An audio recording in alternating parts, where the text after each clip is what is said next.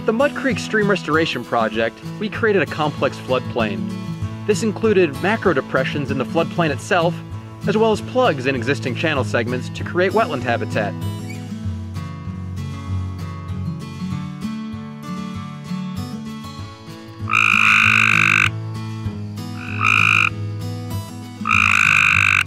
Starting in February, we had upland chorus frogs, spring peepers, mountain chorus frogs, American toads, green frogs, in addition to several other frog species utilizing these restored wetland habitats.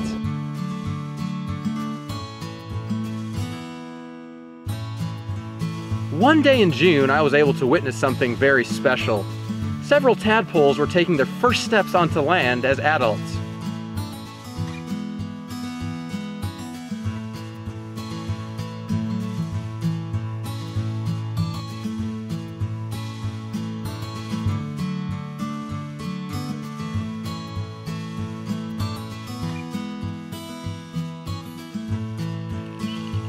It is very exciting to see how we at RES have been able to create incredible habitat for amphibians at our Mud Creek Stream Restoration Site.